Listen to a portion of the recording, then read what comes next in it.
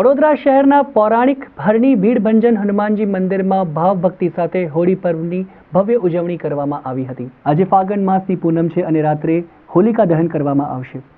તો આ વર્ષે ફાગણ પૂર્ણિમા 24 અને 25 માર્ચ છે। આ દિવસ 24 માર્ચ સવારે 9 વાગે શરૂ થશે અને 25 માર્ચે બપોરે 12 વાગે સમાપ્ત થશે, જેને લઈને કેટલાક મંદિરો, દેવાલયો, ધાર્મિક સ્થળો પર પણ આજે વિવિધ કાર્યક્રમો યોજાય છે। ત્યારે વડોદરાના પૌરાણિક હરણી ભીડભંજન હનુમાનજી મંદિરમાં હોળીના પર્વની ભવ્ય ઉજવણી કરાઈ હતી, જ્યાં આરતી સાથે સંગીતમય સુંદરકાંડ પાઠનું આયોજન કરવામાં આવ્યું હતું। મંદિરમાં ખૂબ મોટી સંખ્યામાં ભક્તો ઉપસ્થિત રહ્યા હતા। કાર્યક્રમ અંગે હરણી ભીડભંજન હનુમાનજી મંદિરના મહંત પરમ પૂજ્ય હર્ષદગીરી ગોસ્વામી દ્વારા માહિતી આપવામાં આવી હતી।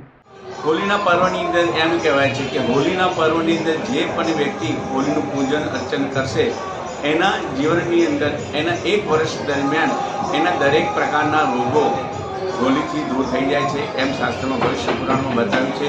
અને ખાસ કરીને કે હનુમાનજીને સન્મુખની અંદર આ હોળી ઉજવણી છે। જેટલા પણ ભક્તો આ હોળીનો પર્વને આનંદથી, શ્રદ્ધાથી, ભાવ સાથે માન્યો છે, એના જીવનની અંદર હનુમાનજી મહારાજ નાશે રોગે હરે સબ પીરા, જપત નિરંતર હનુમંત વીરા। હનુમાનજી મહારાજ દરેકના રોગો, કષ્ટ અને દુશ્મનો પણ નાશ કરે છે। હોળીનું એક પર્વમાં બતાવે છે કે આ દુશ્મનને મિટાવવાનો પણ આ પર્વ છે।